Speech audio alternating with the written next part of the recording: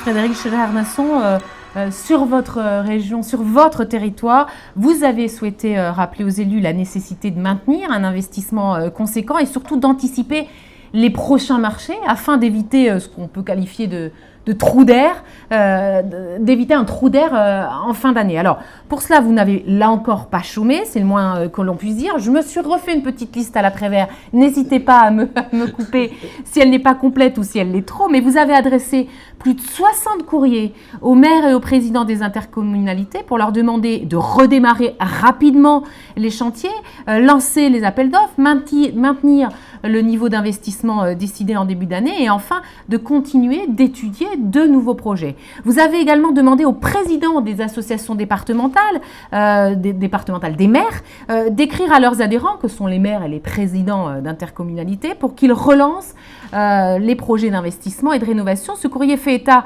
des aides que les collectivités peuvent mobiliser et des facilités qui en découlent suite à la loi d'urgence sanitaire. C'est une espèce de pense-bête qui leur rappelle un petit peu tout ce qui peut se passer en termes d'aide. Et puis, vous avez rencontré les principaux maîtres d'ouvrage dans chaque département pour demander de lancer les chantiers d'entretien, de développement ou de renouvellement des réseaux et des infrastructures nécessaires. Donc ça rejoint tout à fait ce qu'on vient d'entendre de la bouche du président pour leur population et pour leur territoire. Et c'est en ce sens que vous avez mis en place, alors je vais appeler ça un kit, je ne sais pas si c'est le bon mot, mais un kit de relance économique que vous mettez à disposition des représentants départementaux pour enrichir les rendez-vous avec des chiffres clés et des données précises.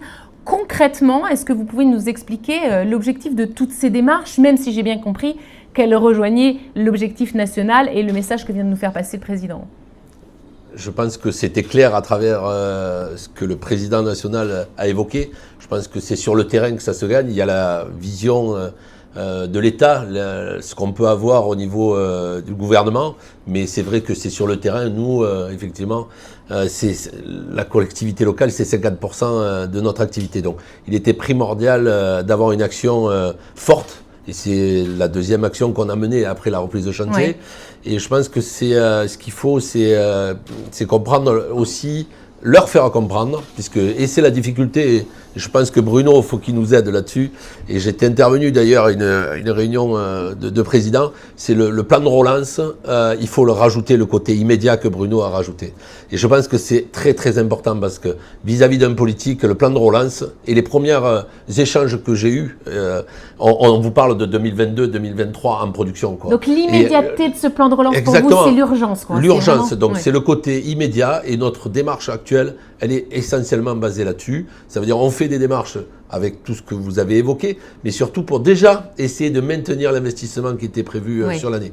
Et je pense que si on arrive à ça, ça va nous donner de la suractivité, puisque ce qu'on n'a pas pu faire, on va pouvoir le faire, et ça va pouvoir, entre guillemets, je dirais, pour employer les mots, boucher le trou du quatrième trimestre.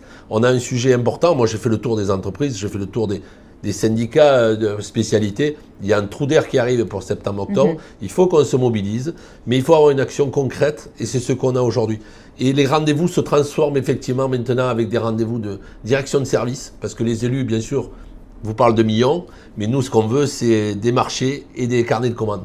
Et c'est cette transition qui est le plus difficile. Bruno, pour en témoigner, c'est effectivement à travers les millions qu'on peut échanger, combien se retrouvent dans les carnets de commandes à un moment donné. Donc c'est la première action. Notre démarche essentielle, elle est là. La deuxième, effectivement, sur le plan de relance, effectivement, c'est plus à travers le gouvernement et les actions qu'on peut mener. Mais je pense que la priorité, je pense que nos adhérents seront d'accord là-dessus, c'est maintenir cette activité sur le dernier trimestre et premier trimestre 2020, qui se cumule avec les appels d'offres qui n'ont pas eu lieu, ça décale.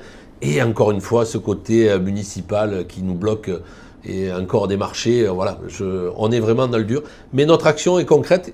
Et je tiens à spécifier qu'on est à l'écoute. Et qu'on est écouté, pardon. Et je suis assez surpris. C'était ma question suivante. Est-ce que vous êtes écouté dans ces démarches? On est écouté sur cette façon d'être compris entre les investissements et notre carnet de commandes. Parce que là, le plus dur, c'est ça. Bruno pourra en témoigner. Bon, lui, il parle de milliards d'investissements. Nous, on nous parle de millions en région. Et j'étais au SMEA il y a encore quelques jours avec le président des canalisateurs. C'est OK, vous avez 5 millions. où sont les marchés, et donc on a un rendez-vous la semaine prochaine pour noter les marchés, voir quand c'est qu'ils vont être sortis. C'est ça qu'il faut, notre action sur le terrain, elle est là. Pour le moment, il faut qu'elle se situe sur le terrain.